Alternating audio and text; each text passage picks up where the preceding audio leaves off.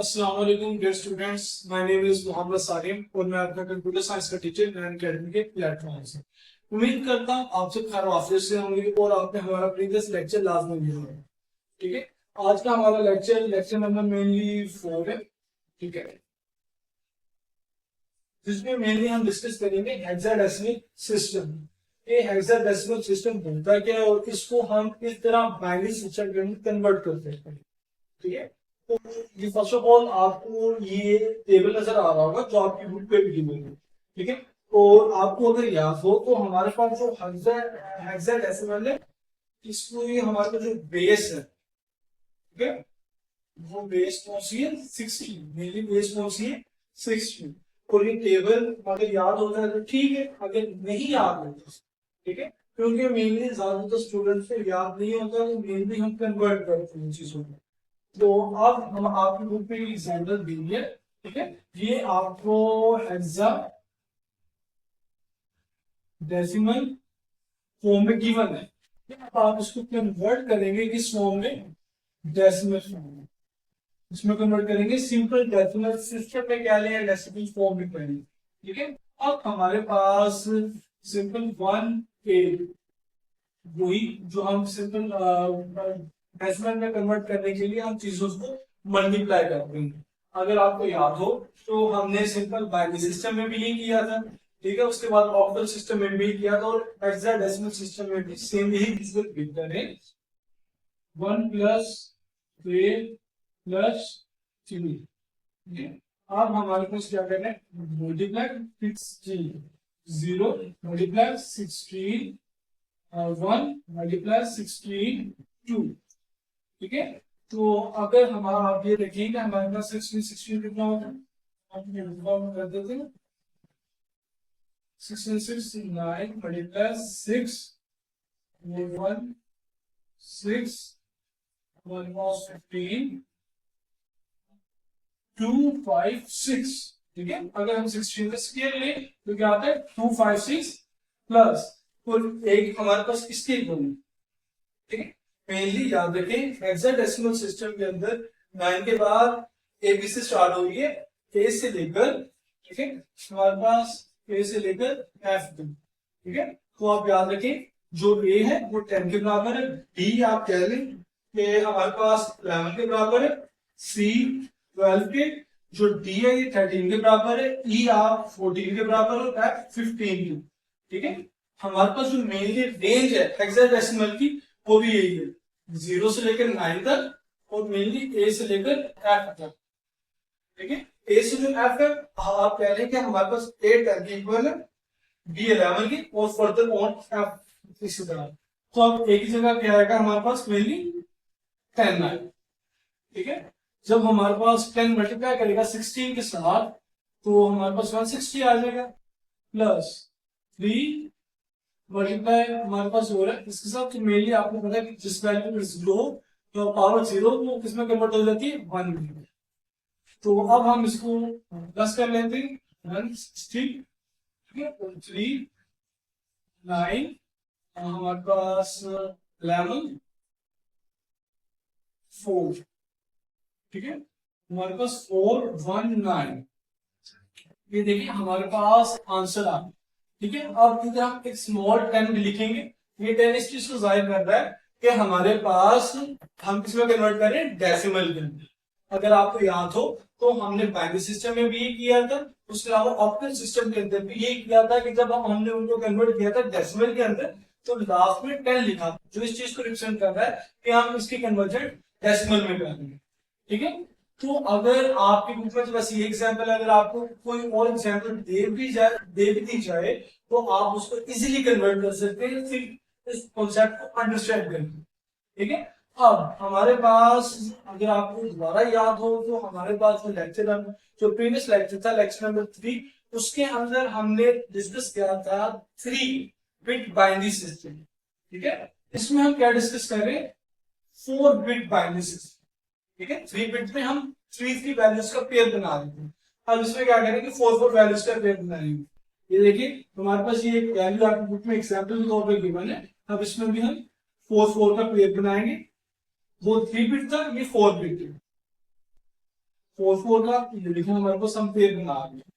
ठीक है, अब हमारे पास याद रखिए जब भी आपको हेक्साडेसिमल की कन्वर्जन दी जाएगी कि हेक्साडेसिमल को आप कह लें कि बाइनरी को बल्कि हेक्साडेसिमल में कन्वर्ट करें, तो ये आपके पास ये 4 के पेयर ही गिवन होंगे।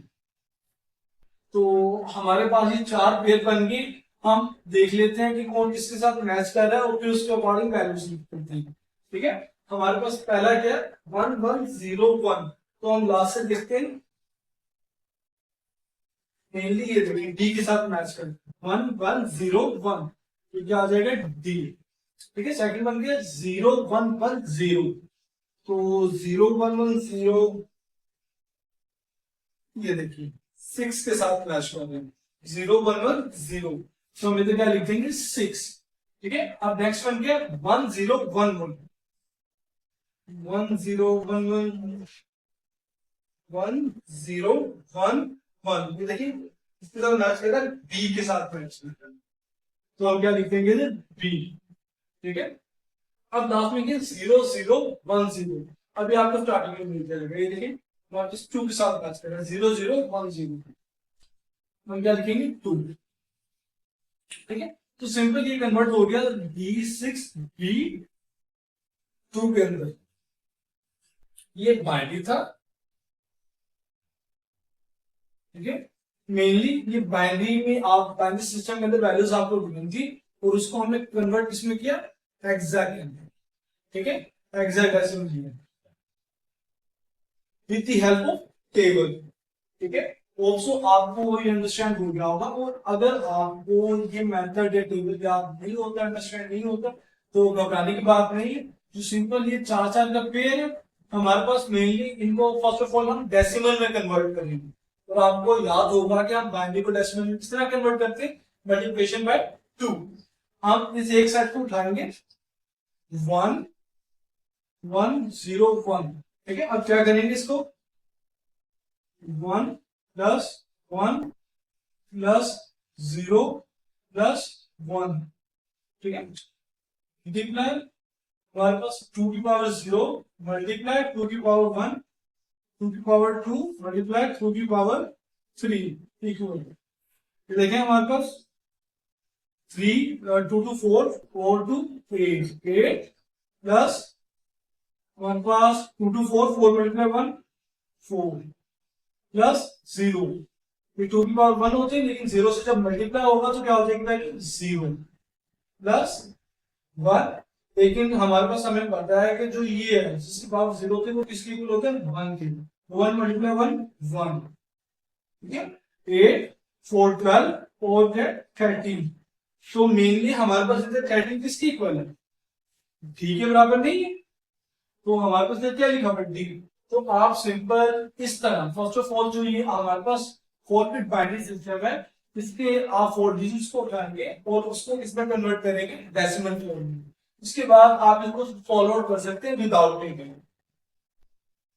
ठीक है, conversion from decimal to hexadecimal. ठीक है, हमने बाइनरी में तो देख लिया था, अब हम डेसिमल वैल्यू को हेक्साडेसिमल में किस तरह कन्वर्ट कर सकते हैं, मेनली मल्टीप्लिकेशन। सीधे देखें हमारे पास इधर हेक्साडेसिमल को हमने डेसिमल में कन्वर्ट किया, तो मल्टीप्लिकेशन की 16 के साथ। अब इधर डेसिमल को हेक्साडेसिमल में कन्वर्ट करें तो इधर क्या करेंगे डिवीजन करेंगे, और आपकी बुक में एग्जांपल 2297 की दी है, तो हम इधर वो डिस्कस करते हैं। ठीक है, तो हमारे पास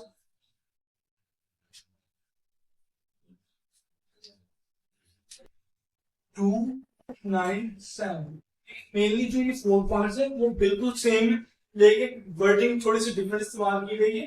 ये हमारे पास डिवाइड बाय 16 है, 16 के साथ आपने इसको डिवाइड करना है क्योंकि हेक्साडेसिमल की बेस पे 16।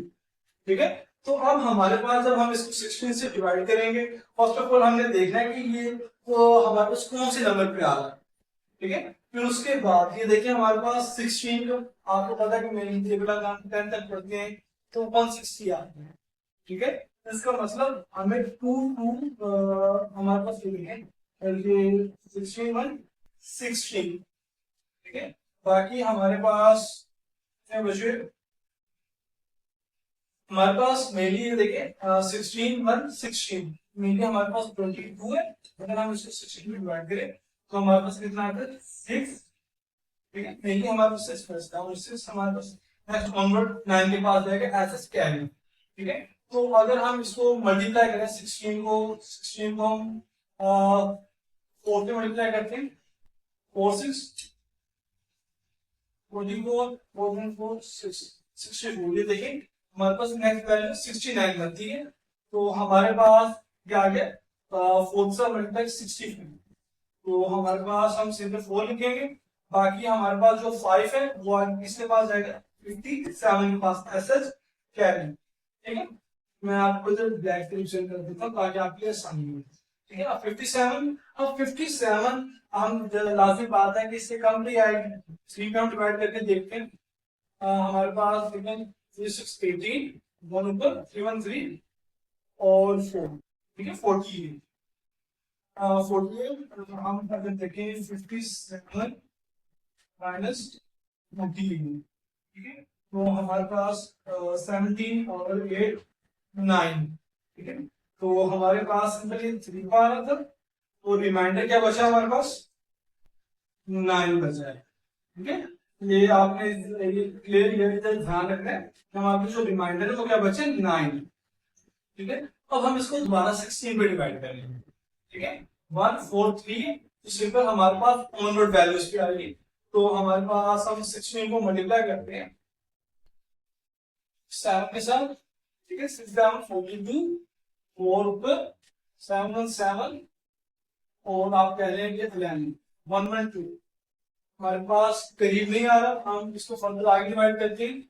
हमारे पास पेपर। ठीक है 6 8 28 8 1 8 12 भी करीब नहीं आ रहा, हम इसको 9 पे डिवाइड करते हैं। ठीक है, हमारे पास 6 9 54 9 1 9 और इसमें 4 हमारे पास 5 14 144। देखिए 144 आता है 9 पर, तो मेनली हम 9 पे डिवाइड नहीं कर सकते, 8 पे डिवाइड करेंगे तो 16 8। ठीक है, अब हमारे पास 16 8 पर डिवाइड होगा क्या आएगा 128। अब हम देख लेते हैं 143 128 में माइनस करें तो हमारे पास क्या बचता है। मेनली हमारे पास इधर से कैरी देंगे 30 में से 8 5 15 बचता है। क्या बचता है जो हमारे पास ऐसे आप कह लें रिमाइंडर है, तो कितना बचे 15। ठीक है, अब इधर 16 8 पे डिवाइड होने से तो मेन 0 आएगा और 8 ऐसे रिमाइंडर चला जाएगा। ठीक है, अगर आप इधर ध्यान से देखें तो हमारे पास हम रिमाइंडर क्वोशिएंट को निकाल चुके हैं। इसके अलावा जो क्वोशिएंट है वो हमारे पास 0 आ चुका है और हमारे पास अब दोबारा हम देखेंगे तो जो रिमाइंडर है उसको बॉटम से देखना है, टॉप से देखना। ठीक है, ये रिमाइंडर से देखना। रिमाइंडर क्या क्या 8 15 और 9। ठीक है, अब हम 8 को ऐसे लिखेंगे। ठीक है 15 अगर आपको याद हो 15 किसके बराबर है f के बराबर है, तो हम इधर क्या लिखेंगे और 9 ऐसे लिख देंगे। ठीक है, ये बेसिकली रिमाइंडर किस चीज के 2 2 9 7 को हमने कन्वर्ट कर दिया। ये बेसिकली डेसिमल फॉर्म थी और इसको हमने कन्वर्ट कर दिया हेक्साडेसिमल के अंदर। इसके अंदर कन्वर्ट कर दिया हेक्साडेसिमल के अंदर।